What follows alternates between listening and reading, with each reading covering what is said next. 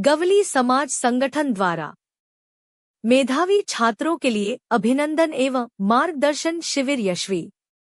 नांदेड़ गवली समाज युवा संगठन के शिक्षा मित्रों द्वारा आयोजित गवली समाज के मेधावी छात्रों का एक दिवसीय परामर्श शिविर और सम्मान समारोह आज नरसिम्हा मंदिर कोठा में सफलतापूर्वक संपन्न हुआ। इस शिविर में उपस्थित गवली समाज के लगभग 100 विद्यार्थियों को स्मृति चिन्ह, श्रीमद्भागवत गीता एवं पेन देकर सम्मानित किया गया। कार्यक्रम की अध्यक्षता शरद सीताराम मंडले ने की, जबकि दीक्षा अकादमी के निदेशक लक्ष्मी शंकर यादव, नांदेड़ विश्वविद्यालय के doctor Kailash Yadav, Nehru English school की प्राचार्य श्रीमती ममता यादव, सहायक शासकीय अधिवक्ता श्रीमती प्रसन्ना रौत्रे, सीए अखिलेश मांडले, अधिवक्ता हरिकिशन मांडले उपस्थित थे। इस अवसर पर शिक्षा मित्र सुशांत यादव एवं दीपक यादव ने संस्था द्वारा अब तक किए गए कार्यों की जानकारी दी। तत्पश्चात डॉक्टर कैलाश यादव ने उत्तीर्ण छात्र छात्राओं एवं उनके अभिभावकों को उनके उज्जवल भविष्य की शुभकामनाएं दी एवं artificial intelligence, data science, Lalit और प्रदर्शन कला, बी फार्मेसी, पत्रकारिता, बीबीए, डिजिटल मार्केटिंग और नांदेड़ विश्वविद्यालय में उपलब्ध विभिन्न पाठ्यक्रम और प्रवेश प्रक्रिया के बारे में बताया। ममता यादव, जो प्रधानाध्यापिका हैं, ने उपस्थितों को भगवत गीता से विभिन्न उदाहरण देकर स्कूली शिक्षा से स्नातकोत्तर शिक्षा तक की यात्रा में माता-पिता और छात्रों के कर्तव्यों और जिम्मेदारियों के बारे में बताया। साथ ही शासकीय अधिवक्ता प्रसन्ना ने कानून क्षेत्र में रोजगार के विभिन्न अवसरों एवं चुनौतियों पर प्रकाश डाला। मुख्य अतिथि प्रोफेसर लक्ष्मी शंकर यादव ने 10वीं और 12वीं पास छात्रों को डॉक्टर और इंजीनियर बनने के लिए आवश्यक योग्यताओं के बीच अंतर और प्रतिस्पर्धा के बारे में विस्तृत मार्गदर्शन देकर IIT, JEE, नीट परीक्षा की तैयारी कैसे करें, इस पर विशेष रूप से ध्यान केंद्रित किया। संतोष व्यक्त करते हुए उन्होंने कहा कि 2 साल की कड़ी मेहनत के बाद उनका शेष जीवन खुशहाल होगा। कार्यक्रम का संचालन बीरबल यादव ने किया तथा आभार जिला अध्यक्ष पवन कोतवाल ने किया। गंगालाल जी भातावाले, संदीप मंडले, गोविंद मंडले, विशाल रौत्रे ने कार्यक्रम में विशेष सहयोग दिया। कार्यक्रम यशस्वी करने के लिए उपाध्यक्ष योगेश बटाववाले, संतोष मंडले, नीलेश भातावाले, रमेश रौत्रे, सूरज कुटलियावाले, अर्जुन मंडले, प्रथमेश मंडले आदि ने परिश्रम लिया। इस अवसर पर भरी संख्या में समाज बांधव मौजूद थे। 10वीं का मार्क्स ठीक है, आपकी जगह है जो है सो। अब क्या करना है?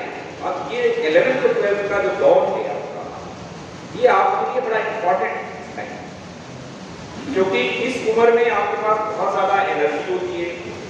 एनर्जी के साथ साथ और अनेकों प्रकार की भावनाएं भी होती है, ये भी कर लो, वो भी कर लो, वो भी कर लो, ठीक है ना? वो सबसे बड़ी गलती है। तो आप एक सब्जेक्ट पे या एक उद्देश्य ठहराइए, 2 साल के लिए सब कुछ छोड़ दीजिए। उसमें सबसे बड़ा खतरनाक रोल जो है मोबाइल। जिसने मोबाइल 2 साल को बच्चे ने छोड़ दिया, गारंटी के साथ लिख के देता उसको कि वो कहीं न कहीं एक अच्छे लेवल पर पहुंच जाएगा। 12वीं होते ही इसको अच्छे लेवल पर, 12वीं के बाद तो इतनी समझ आ जाती है, मैच्योरिटी आ जाती है कि ये हमें मोबाइल से क्या करना है। ठीक है, देखो मोबाइल का एग्जाम्पल मैं बताता हूँ आपको। केरला में कोई रेलवे स्टेशन पे एक कुली काम करने वाला था, कुली, उसने मोबाइल का कैसे इस्तेमाल किया। रेलवे स्टेशनों पे वाईफाई सब कुछ होता, लाइट है, फैन है, देख है सब। वो बंदा कुली का काम करते हुए IAS की तैयारी किया और IAS में सेलेक्ट।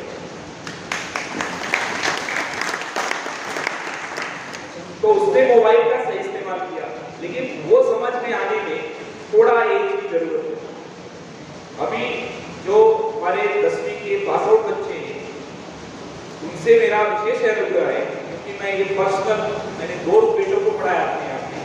20 साल में मेरे 2 बच्चे यहाँ पे, अभी 2014 में IIT हुआ, अभी दूसरा जो है छोटा वाला 2022 में IIT दिल्ली में लगा। तो वो भांजे कम से कम हमारे घर के 10 एक बच्चे को पढ़ाया। सबके बारे में बहुत बारीकी से लिखता हूँ, कहाँ पे गड़बड़ी हुई, क्या क्या गड़बड़ी हुई। तो आप छोटे बच्चों से ये सजेशन है, रिक्वेस्ट समझ लो जो भी, कि मोबाइल से बचो। दोस्ती जो है, फ्रेंडशिप बहुत ज्यादा नहीं, और फ्रेंडशिप कैसे लोगों से होगा, उनके साथ आपका डिस्कशन क्या हो, बेकार की बातें या कुछ काम की बातें, क्योंकि वो आपके लिए बहुत बड़ा इंपॉर्टेंट है। तो हमने देखा अभी इसी साल कि जो दो हमारे भांजे थे, ठीक है भाई, वो हमारे बहुत क्लोज रिलेटिव थे, लेकिन उन्होंने मोबाइल बहुत ज्यादा इस्तेमाल किया और बातें भी सुनते थे। बातें न सुनने का मतलब नहीं, हम उनके रिलेटिव हैं, काफी हैं, तो उनको हमारी बात सुनना चाहिए। तो आप लोग जो है अपने पेरेंट्स की बात, अगर पेरेंट्स बोलते हैं भैया ये काम कर लो तो काम करो, मोबाइल छोड़ दो तो मोबाइल छोड़ दो, तो आपको कोई भी सक्सेस मिलने से रोक नहीं सकता। ये सबसे बड़ी गलती मैंने देखी। तो आप अपना गोल सेट करके प्लान बनाइए, बाकी व्यवस्था कीजिए और फिर उसको अमल में लाइए। किताबें खरीदी, कोचिंग लगा लिया, ये कर लिया, होगा पढ़ना पड़ेगा। जैसे सर ने बोला कि हार्ड वर्क 99% 95% आपकी लाइफ में आपका हार्ड वर्क काम करता है, बाकी 1-आधा%। ये बात ध्यान में रखिएगा। हार्ड वर्क का कोई विकल्प नहीं है, सबको मेहनत करना पड़ेगा, और 2 साल अगर तुमने मेहनत कर दिया तो बहुत कुछ कर सकते, ठीक है। तो इन चीजों को ध्यान में रखिए। बच्चे, पेरेंट्स का जहां तक मसला है, जैसे अभी बैठे 2 मिनट से बात हुई थी, भाई काफी पेरेंट्स हमारे पास भी आते हैं, तो सीधा बोलते हैं कि ये बच्चे को डिसाइड करना है। मैं इस बात से सहमत नहीं, सबके लिए अपनी गलती। जो पेरेंट्स इतनी नहीं पढ़े भाई, उनको पढ़ाई के बारे में जानकारी नहीं है, वो ऐसा बोलते तो समझ सकते। उनके पेरेंट्स क्वालिफाइड है, डॉक्टर है, इंजीनियर है, प्रोफेसर है, लेक्चरर है, जो भी, तो उनको मालूम होना चाहिए कि सही रास्ता क्या है, हमारे बच्चे के अंदर कौन से फील्ड में जाने की रुझान, किसमें झुकाव है। अगर वो आप नहीं पहचानेंगे तो बच्चे को बोला कि इमोशनल डिसीजन लेते हैं, ठीक है, तो उनका मैच्योर डिसीजन नहीं होता है। आप उनको समझाओ, उनके साथ डिस्कशन करो, जबरदस्ती नहीं करो, आमने सामने बैठ के फ्रेंडली समझाओ, देखो ऐसा करोगे तो ये प्रॉब्लम, ये करोगे तो ये सही है, ये गलत, पूरा डिसीजन। ये उनके मतलब लक्ष्य निर्धारित करने की।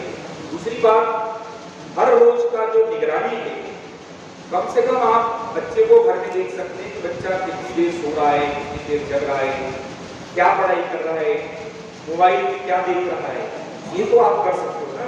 इसके लिए कोई पीएचडी करने की जरूरत नहीं है, एक सामान्य गार्जियन भी कर सकता है। और कंट्रोलिंग जरूरी है। अगर कंट्रोलिंग आपने छोड़ा तो मैं भाई, क्योंकि मैं बचपन मेरा बहुत ही एक खेती वाले के घर में रहा है, बचपन में मैंने गाय भी चराया है, ठीक है। तो मैंने इनको बताया कैलाश जी को, वही रास्ते से ढेर सारी 10-20 गायें हैं, उसमें कुछ तो सीधे सीधे जाती है और कुछ रास्ते में दाएं बाएं खेत वेत है तो उसमें घुसना शुरू कर, तो उसको लाइन पे लाने के लिए थोड़ा सा टाइट मारता है। ये गार्जियन का रोल है। आपके घर में अगर 2 बच्चे 3 बच्चे हैं तो कुछ बच्चे स्वयं शिस्त रहते हैं, तो ठीक है, उनको जाने दीजिए, लेकिन जो बच्चे थोड़ा इधर उधर करते हैं तो उसको रोक टोक लगाना जरूरी है, समझाना जरूरी है। आप ऐसा नहीं छोड़ सकते कि ठीक है आज के बच्चे, भाई आज के बच्चे तो प्रॉब्लम कितनी आ रही है। आप मैंने बोला कि 20 साल पहले क्या स्थिति थी, आज नांदेड़ से कम अपने फील्ड में 150 बच्चे आईआईटी में हर निकलते हैं, 150, 1-2 नहीं। जब हमने स्टार्ट किया था जया के बैच में, तो उसमें सिर्फ 1 लड़की आईआईटी निकली थी पहली बार, 1। आज अगर देखेंगे तो पूरी संख्या मिलाएंगे तो नांदेड़ से कम जो है कि 50 आईआईटी में हर साल निकलते हैं। इसका मतलब पढ़ाई की व्यवस्था हो गई। अब आपको कोटा, हैदराबाद, पूना, बॉम्बे, औरंगाबाद जाने की जरूरत नहीं, पूरा महाराष्ट्र किधर आ रहा है, नांदेड़, पूरा महाराष्ट्र। हाँ, लेकिन थोड़ा सा भीड़ भाड़ बहुत ज्यादा हो गई है, समझ के रखना, उसमें पढ़ने वाले कम है, घूमने वाले ज्यादा है। ठीक है। और जहाँ तक फाइनेंस का मसला आता है पढ़ाई के लिए, मैं इस बात को मानता हूँ। अभी जैसे हमने एग्जाम्पल लिया आपको उद्गीर वाला, वो गार्जियन को 4 बच्चे, 3 लड़कियां एक, उसके पिताजी कुछ भी नहीं करते, हाँ लेकिन पढ़ाने की इच्छा थी, उन्होंने यहाँ पे आए और कुछ उनके जो रिलेटिव थे प्रोफेसर गोरे एनएसपी कॉलेज में एचओडी थे, उन्होंने थोड़ा रहने की व्यवस्था किया, हमने थोड़ा पढ़ाई की जो फीस वगैरह में वो मदद किया, कुछ उन्होंने खुद से, जैसे उन बच्चों की माँ ने टिफिन, हमारे हॉस्पिटल में 20 बच्चों का टिफिन बनाना था, तो ऐसा करके उन्होंने जो भी अपना व्यवस्था किया और चारों बच्चे आज इंजीनियर हैं, 2 की नौकरी लग चुकी है और 2 लोग अभी, एक लड़की एसटीजीएस में फाइनल ईयर में कंप्यूटर इंजीनियरिंग, दूसरी लड़की जैसा बताया, तो पैसा उसमें आगे नहीं आता, आपके मन में इच्छा होनी चाहिए मुझे करना है, 50 लोग उसमें सहयोग करने वाले, कोई आपको पहुंचाएगा रास्ता पकड़ करके, यहाँ जाओ वहां मिलेगा, वहां जाओगे तो वहां मिलेगा, आप चाहो तो पहले। तो अभी 10वीं के बाद 11th-12th में इस तरह से जो सहयोग करने वाले कम लोग मिलते हैं, तो अगर जिसको भी जो भी कोचिंग वगैरह करनी है आईआईटी मेडिकल की, तो आप हमारे पास आओ, या संगठना है उसके माध्यम से पहुंचो, आपको मदद मिलेगी।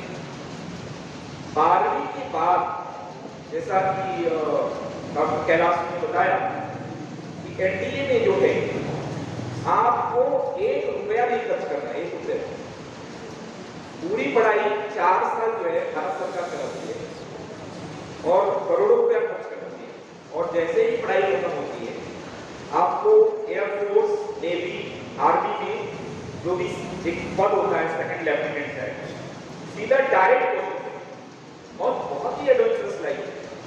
आपके पास कितना भी पैसा हो जाए, जितनी सुविधा एनडीए कड़क पास का में, वो मुझे लगता है किसी अमीर आदमी के पास, आपको उसमें खेलने का ये है वो है सारी सुविधा। हमारा एक स्टूडेंट है वहां अभी पास आउट हुआ, उसने बोला कि सर फुटबॉल के जो है लगभग 25 ग्राउंड है, 25 फुटबॉल, जब आपको मन करे तब फुटबॉल खेल सकते हो, उसमें ये टेंशन नहीं लेना है ग्राउंड नहीं खाली, हॉर्स राइडिंग है, ये है वो है, पढ़ाई के साथ साथ तो वो है। बहुत सारे कॉलेजेस में जब आप अच्छा रैंक से, आप जब 12वीं का एंट्रेंस एग्जाम देंगे, जब एडमिशन लेने को जाते हो तो आपका रैंक अच्छा जाता है, रैंक अगर आपको अच्छी रही तो आपको सीट बहुत कम लगती है।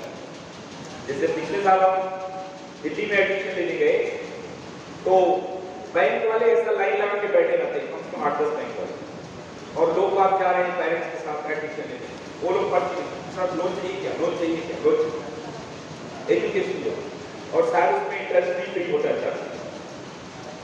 तो पैसे की कोई कमी महसूस नहीं करेगा, 2 लोग महसूस कर रहे हो, आइए हम लोग के पास, हम उनको मदद करेंगे, रास्ता देंगे, चाहे हायर एजुकेशन हो चाहे कोचिंग का हो, जो भी है। तो ये फीलिंग नहीं आनी चाहिए, ऐसा मन में विचार नहीं आना चाहिए कि पैसा नहीं तो हम पढ़ नहीं, बिल्कुल नहीं। मैंने खुद आज से जो जन्माष्टमी का कार्यक्रम था अपनी कौन सी जगह पे याद हो, लगभग मुझे लगता है कि 12-15 साल हो गए, 15 साल से मैं खुद अनाउंस किया उसमें, जो बच्चा हमारा अभी पिछले साल एडमिशन हुआ उसमें छोटा था, बैठे बैठे सो गया था, ठीक है ना।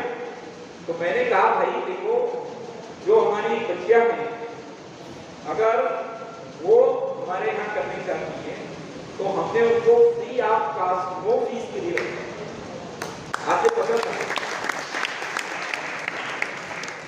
लेकिन इसका लाभ जो है, मैं शायद अपने को दुर्भाग्यशाली मानता हूँ कि कोई आया नहीं, खाली 2-4 बच्चियां आई, बाकी लोग नहीं आए। मुझे भी लगता कि अब कितने लोग बैठेंगे, लगभग 10-12 हजार की आबादी है, तो ऐसा थोड़ी 15 साल की लड़कियां पढ़ाई की, तो वो लाभ लेना चाहिए। दूसरा अपने को हमने उस दिन थोड़ा सा इनसे शेयर किया आप लोग गए थे हमारे पास निमंत्रण देने के लिए कि भाई मैंने यहाँ नांदेड़ से 50 लड़कियां IIT को भेजा, लेकिन मुझे एक कमी खटक रही है कि उसमें से कोई एक यादव लड़की नहीं। मैं चाहता हूं कि कम से कम एक को नाम हो, लेकिन उसके लिए आप आओगे तब तो ऐसा, ठीक है। तो मन में पहले एक टारगेट बनाओ कि करना है, क्या करना है। रही बात इंजीनियरिंग के बारे में स्पेशल अगर जानकारी चाहिए तो मैं दूं, नहीं तो कार्यक्रम के समय को देखते हुए, उसका प्लान देखते हुए आगे बढ़ो, ठीक है। देखो, इसको इंजीनियरिंग और मेडिकल का क्योंकि मैं स्टूडेंट से हूँ, तो मैंने ये आपके पॉकेट में येलो कलर का एक पेज दिया हूँ, इसमें काफी सारी चीजें हैं। इंजीनियरिंग और मेडिकल को लेके जो चीजें आप अपने पर्सनल घंटे पर बात मैंने यहाँ पर उपस्थित हूँ कि 10वीं 12वीं कक्षा के बाद आपको किन किन क्षेत्रों में जाना चाहिए, इस विषय में मार्गदर्शन करने के लिए। इंजीनियरिंग क्षेत्र के लिए मार्गदर्शन करने के लिए हमारे पास श्री लक्ष्मी शंकर जी उपस्थित है, मगर मैं कुछ ऐसे विभिन्न अभ्यासक्रमों के बारे में आपको बताना चाहूँगा जो इस समय उभरते हुए हैं, जिसमें उज्जवल भविष्य है और जिस क्षेत्र की तरफ आम जनता, आम नागरिक हमारे सामने मात्र जाते हैं। तो मैं शॉर्ट में इन क्षेत्रों के बारे में आपको बताना चाहूँगा।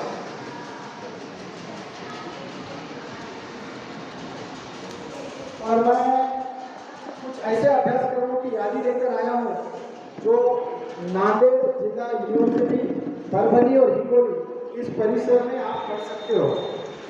तो ऐसे कुछ अभ्यासक्रमों के नाम मैं बताऊंगा, उसकी पात्रता बताऊंगा और उसके बाद आपको उसमें क्या अवसर मिलेंगे ये बताऊंगा। तो जो 12वीं पास छात्र हैं उनके लिए नांदेड़ यूनिवर्सिटी में बैचलर ऑफ बिजनेस एडमिनिस्ट्रेशन जो BBA कहते हैं। अब ये BBA जो होता है, अगर आप करके बिजनेस एडमिनिस्ट्रेशन मैनेजर लेवल की कोई पोस्ट हासिल करनी है तो आपको 12वीं पास होना जरूरी है। इसमें आपको कॉमर्स, साइंस, आर्ट्स कोई भी विषय में अगर आप पास हो, इसमें मार्क्स की कोई परसेंटेज की कोई क्राइटेरिया नहीं है। आप 50% लेकर भी पास होते हो तो नांदेड़ यूनिवर्सिटी से आप BBA कर सकते हो। उसके बाद का एक सेक्टर है डिजिटल मार्केटिंग। ये 1 साल का एक सर्टिफिकेट कोर्स है जिसमें आप, जैसे हम पहले मार्केटिंग होती थी, मार्केटिंग यानी प्रचार, पहले प्रचार प्रसार होता था बाजार में, अब हो रहा है डिजिटल। हम देखते हैं, हम चीजें खरीदते हैं अमेजोन पे, फ्लिपकार्ट से, फेसबुक पे ऐड आती है, यूट्यूब, व्हाट्सएप पे ऐड आती है, तो ये कौन करता है? तो ये सब चीजों का प्रशिक्षण दिया जाएगा डिजिटल मार्केटिंग का। ये 1 साल का डिप्लोमा जो नांदेड़ यूनिवर्सिटी में कोई भी 12वीं पास छात्र आर्ट्स, कॉमर्स, साइंस इसके लिए वहाँ पे प्रवेश मिल सकता है। अब मैं बात करूँगा कुछ ऐसे क्षेत्र की। आप सभी फिल्में देखते हो?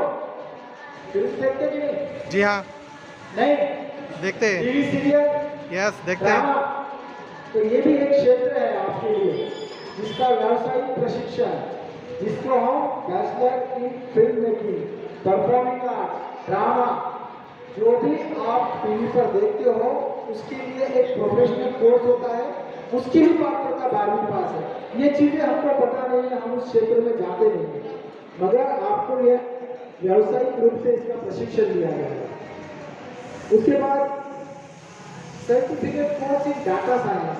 नांदेड़ विद्यापीठ ने डाटा साइंस में सर्टिफिकेट कोर्स चालू किया है। डाटा साइंस क्या है? तो आजकल हम देखते हैं कोई भी चीज की आंकड़ेवारी, बिजनेस में चढ़ उतार, बाजार पे शेयर मार्केट ट्रेडिंग, इन सभी के लिए जो पात्रता लगती है उसको कहते हैं डाटा साइंस। तो ये डाटा साइंस का कोर्स भी आप नांदेड़ में ही कर सकते हो। ऐसे 93 कोर्सेज है। अब सभी मैं यहाँ बताऊंगा नहीं, तो समय काफी हो रहा है और लक्ष्मी शंकर जी को बात करनी है। मैं एक महत्वपूर्ण विषय के बारे में बताना चाहूँगा। आप सभी ने NDA के बारे में सुना है, नेशनल डिफेंस अकेडमी। आपको पता है 10वीं कक्षा पास करने के बाद एक परीक्षा होती है आपको नौसेना, थल सेना और वायुसेना, इसके लिए जो अधिकारी पुरुष और महिला, इसका चयन होता है।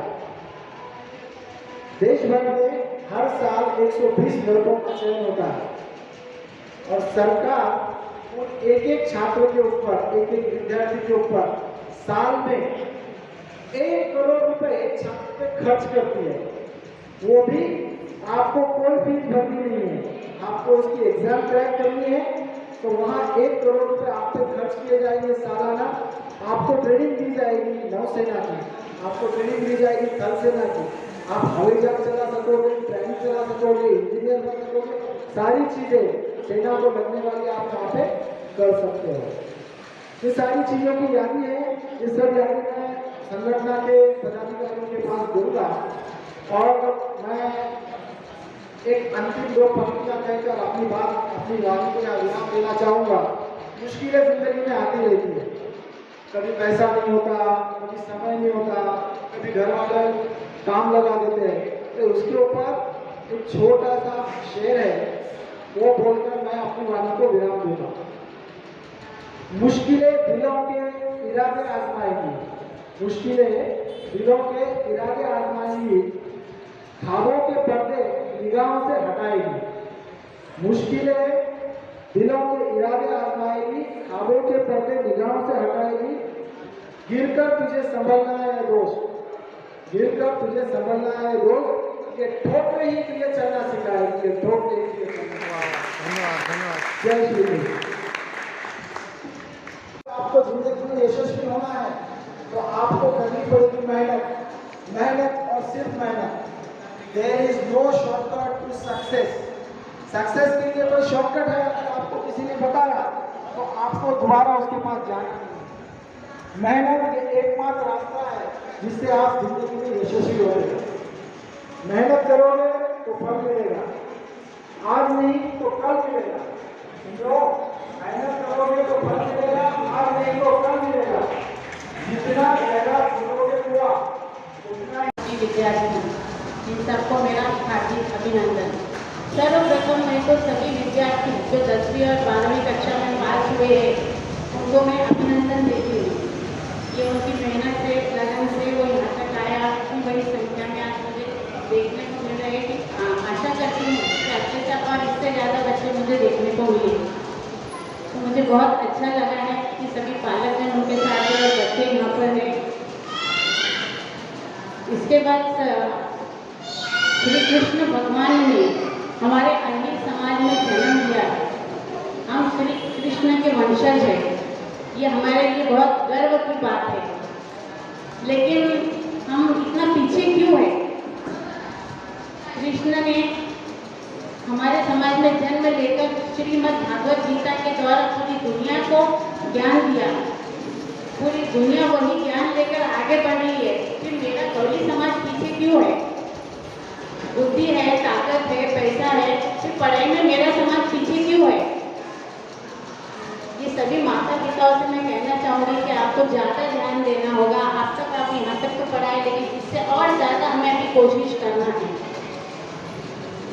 जीजा माता जो देवगिरी यादवपुर की बेटी थी, उन्होंने भी शिवाजी महाराज को बचपन से ही बहुत अच्छा शिक्षण दिया है और उन्होंने महाराष्ट्र में फिर स्वराज्य की स्थापना की है। तो ऐसा ही कुछ हमें करना चाहिए कि हमारा नाम हो, सफलता आपके कदम छूए, हमें पीछे नहीं हटना चाहिए। तो हम फोकस किस पे करना चाहिए? श्रीमद् भागवत गीता, उससे हमें ज्ञान मिलता है, सॉल्यूशन मिलता है। जो भी तकलीफें आती है जीवन में, तो उसका सार क्या है? श्रीमद् भागवत गीता। तो इसी के उपलक्ष्य में मेरे परिवार ने तय किया है कि मेरे परिवार की तरफ से मेरे ससुर जी के नाम से श्री इंदर सिंह जी राउतरे, उनके स्मरण हम वो भगवत गीता का वितरण कर रहे हैं। और आप लोग पढ़े और वो ज्ञान हासिल करें। क्या होता है ज्ञान से? पढ़ना क्यों जरूरी है?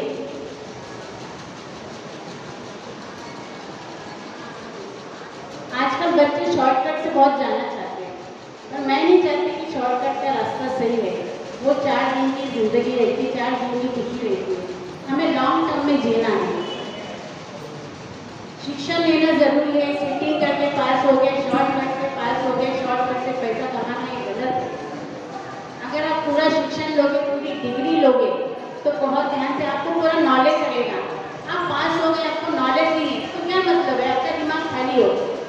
आपने डिग्री ले ली, ग्रेजुएशन हो गया, बीएससी कर लिया, बीकॉम कर लिया, बीए कर लिया, बट आपको उसका नॉलेज ही नहीं है। कहीं आपको क्वेश्चन किया जाए, आपको उसके बारे में मालूमात नहीं है, तो आपको खुद को नहीं अच्छा लगेगा कि भाई मैंने चीटिंग करके पास तो हो गया, लेकिन ज्ञान भी क्या आपके पास नहीं है।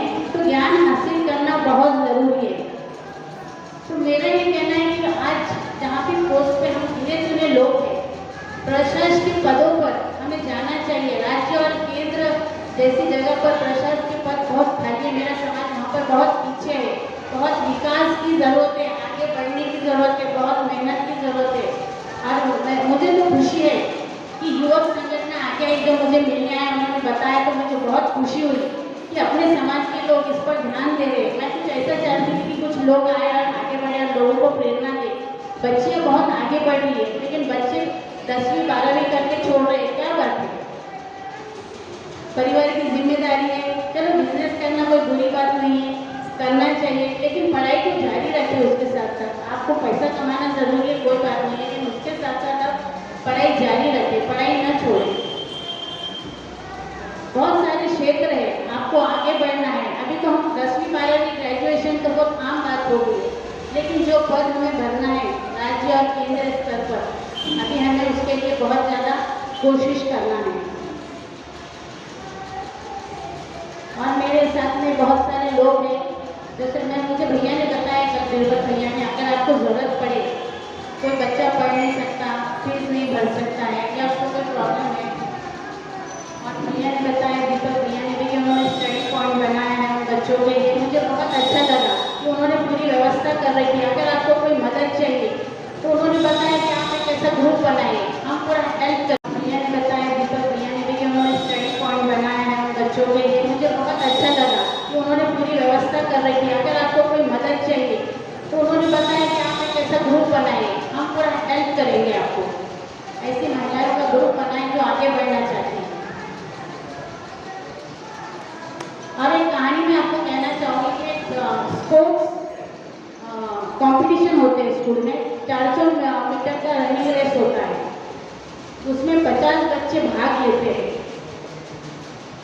कुछ बच्चे भागते हैं, स्टार्ट होता है 1 2 3 रेडी स्टेडी गो, भागना शुरू करते हैं बच्चे। कुछ थक जाते हैं, कुछ धीमे गति से जाते हैं, आगे जाते हैं 4 बच्चे, फिर एक 5वां है, उससे क्या लगता है कि मैं नहीं पहुँच पाऊँगा, 4 ऑलरेडी आ गए, मेरा तो नंबर नहीं आएगा, लेकिन वो बहुत कोशिश करता है। 4 के पीछे उसका नंबर 5वां ही आता है। उनके पेरेंट्स भी वहाँ पर रहते हैं, पालकगण रहते हैं, वो सब देख रहे होते हैं।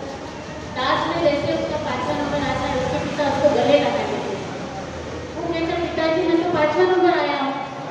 उसके पिताजी कहते, 5वां नंबर आया तो क्या हुआ बेटा, तूने 50 में से कोशिश तो की है, मैं नहीं मानता कि तू 50 में से आया, 45 में से आया। तो मेरे लिए बहुत गर्व की बात है, आज 50 में से आया, 50 में से भी आ जाएगा। चलो पार्टी करते हैं। नहीं बोले पापा पार्टी कैसे, नहीं बोले। इसका मतलब क्या है, आप बच्चों को अप्रिशिएट कीजिए, तारीफ कीजिए, एनकरेज कीजिए, उनका हौसला बढ़ाइए। आप उनके दोस्त बनिए, उनसे शेयर कीजिए क्या है उनकी प्रॉब्लम्स। डेली बच्चों के साथ 8 दिन 1 या 2 बार आप बैठ सकते हो, उनसे शेयर कर सकते हो कि क्या परेशानी है, क्या प्रॉब्लम है। और बच्चों से भी कहना चाहूँगी, अगर आप पढ़ाई के लिए कहीं बाहर जाते हो शिक्षण के लिए, तो गलत संगत में ना पढ़ें। बुरी चीज़ें हम लोग बहुत जल्दी सीखते हैं और अच्छी चीज़ जल्दी नहीं अपनाते, तो इस बात का ध्यान रखना चाहिए। माता पिता आप पर भरोसा करके आपको भेजते हैं, मेहनत करके आपको पूरा खर्च उठाते हैं, तो आपको उसका ध्यान रखना चाहिए कि हम किस लिए गए हैं, उसका गलत फायदा बिल्कुल ना उठाएं। पढ़ाई के लिए गए हैं, पूरा ध्यान लगा के, मन लगा के पढ़ना है। कोशिश करने वालों की हार नहीं होती। Try and try, you will get success. Where there is a will, there is a way। जहाँ रहा, जहाँ चाहा वहाँ रहा, है कि नहीं? इतनी सी मम्मी है, देखो कितनी कोशिश करती है, पूरे बारिश का खाना जमा करती है। हम तो इंसान हैं, बिल्कुल नेवर गिव अप, कभी हार नहीं मानना चाहिए। स्वामी विवेकानंद के कुछ शब्द है कि जो गलत बातें हैं वो बिल्कुल दिमाग से निकाल देना चाहिए। मुझे पसंद नहीं है, मुझे नहीं आता है, मेरे पास टाइम नहीं है, लोग क्या कहेंगे, मेरी किस्मत ही बुरी है। किस्मत बुरी नहीं है, किस्मत बनाना हमारे हाथ में है। आपको कोई रोक थोड़ी रहा है, सिर्फ जरूरत है जिद और लगन की। 10वीं के बाद बहुत से विद्यार्थी को प्रश्न पड़ता है कि हमें क्या करूं और 12वीं के बाद में क्या करूं। बहुत सारे कंप्यूटर कोर्सेज है 10वीं के बाद, कंप्यूटर ऑपरेटर रेजर में बहुत सारी सर्विसेज है, ITI में बहुत सारे कोर्सेज है।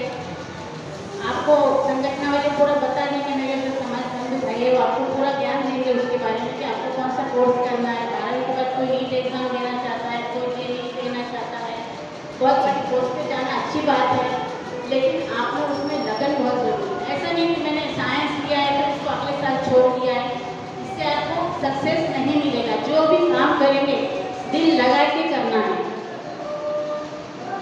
और मैं बच्चों को आगे के भविष्य के लिए, उनके उज्जवल भविष्य के लिए, उनके यश के लिए हार्दिक शुभकामनाएं देती हूँ। Best of luck for your future life. Thank you. UPSC और MPSC करने वाले की विद्यार्थी की क्या स्थिति होती है और उसको कैसा हार्डवर्क करना चाहिए। You please must watch this movie.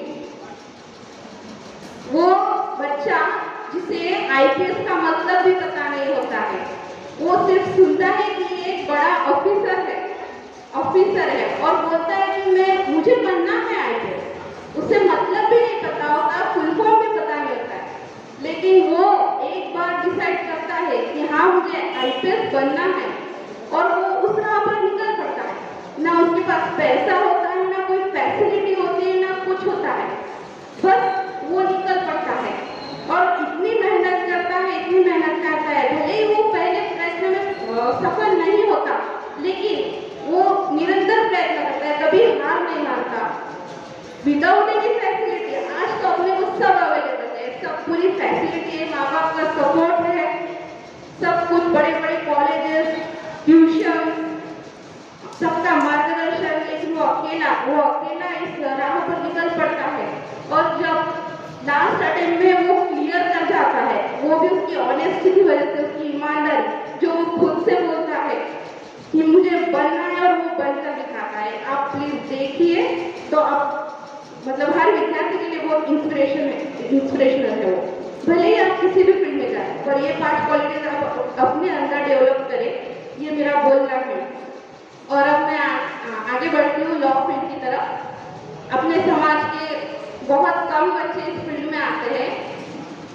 मुझे अच्छा लगेगा अगर आप भी थोड़ा इंटरेस्ट दिखाएंगे लॉ फील्ड में और आगे आएंगे, तो लड़के लड़कियां सभी, इसमें बहुत ज़्यादा स्कोप है।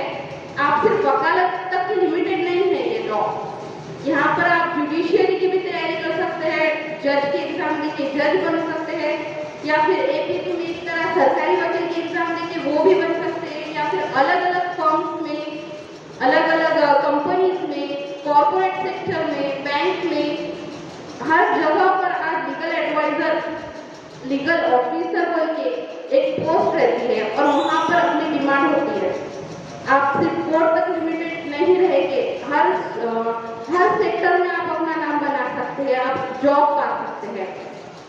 और मुझे खासकर लड़कियों को बोलना है कि आजकल इंडिपेंडेंट बनना है आपको, ये। और मैं 2 लाइन भी कहना चाहूंगी।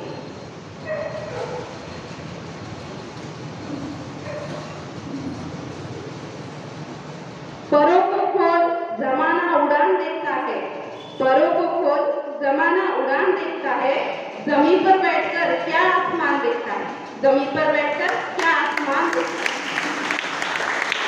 आपको इस कॉम्पिटिशन में उतरना होगा और अपना करियर बनाना होगा और बी इंडिपेंडेंट। Thank you. उपस्थित सभी आदरणीय श्रेष्ठ, आप सबको मेरा प्रणाम। मैं सर्वप्रथम 10वीं तथा 12वीं कक्षा के उत्तीर्ण विद्यार्थियों का हार्दिक अभिनंदन करती हूँ।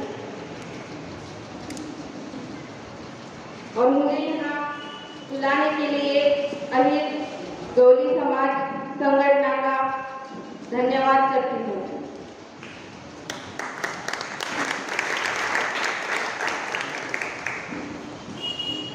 जो संस्कृत का श्लोक मामा जी ने कहा है, मैं भी उसे दोहराना चाहूंगी, क्योंकि वो अति सुंदर और हर एक विद्या ग्रहण करने वाले विद्यार्थी को पता होना ही चाहिए, जिसमें विद्या का महत्व बहुत ही सुंदर तरीके से बताया गया है।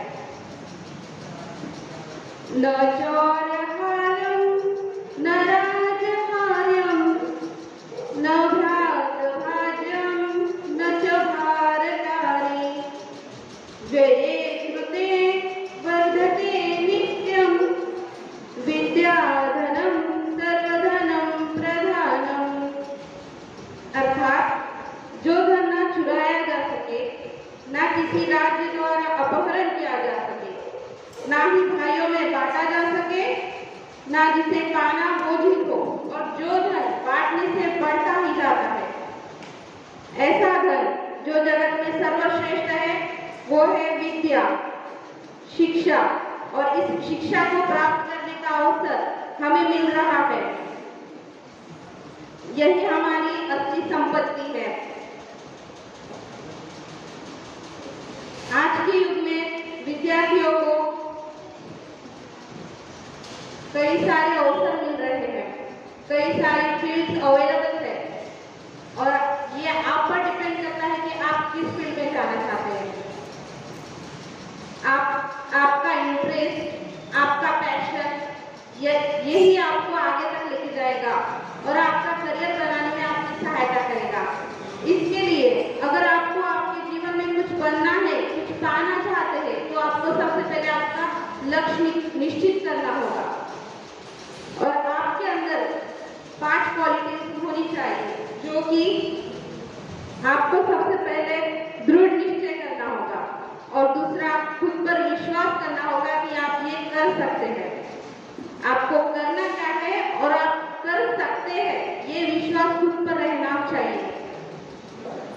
तीसरा, हार्ड वर्किंग, आपको कठोर परिश्रम की तैयारी करनी चाहिए। अगर आपका ध्येय निश्चित है और आपको करना ही है, तो आपको उसके लिए कुछ भी करना पड़े, आपको करना ही होगा और अपने लक्ष्य को हासिल करना होगा। और चौथा, निरंतर प्रयास, कभी हार ना मानना। जैसे कि यहाँ अतिथि गणों ने कहा है, कभी भी हार नहीं माननी चाहिए। भले ही आप पहले प्रयत्न में असफल हो, लेकिन आपको दोबारा उठना है और दोबारा जोर से तैयारी करनी है, ज्यादा मेहनत करनी पड़ेगी, तभी आप सक्सेस पा सकोगे। और तीसरा, कुछ नया, हर पल कुछ नया सीखने की तैयारी। जैसे कि आप पहली बार अगर हारते हो, तो उससे आपको अनुभव क्या मिला है, वो बहुत जरूरी है। अनुभव से ही इंसान सीखता है, और वो अनुभव आपको सेकेंड अटेम्प्ट में जरूर काम आएगा, और उसके साथ आप सक्सेस पा सकोगे। जैसे कि मैं एमपीएससी के थ्रू यहाँ तक आई हूँ, मैंने एमपीएससी की पढ़ाई की है, इसीलिए मुझे उसका अनुभव है कि पहले प्रयत्न में अपने को सफलता मिले ये जरूरी नहीं, इसके लिए दोबारा प्रयत्न करो, दोबारा भी असफल हो, तीसरी बार प्रयत्न करो। जब तक आप सफलता नहीं प्राप्त करते, आपको प्रयत्न करना ही है। और इसका बेस्ट एग्जांपल आपको 12th फेल मूवी में मिलेगा। क्या आपने देखी 12th फेल मूवी? बच्चों, देखना चाहिए आपको, बहुत ही इंस्पिरेशनल मूवी है। उसमें क्लियर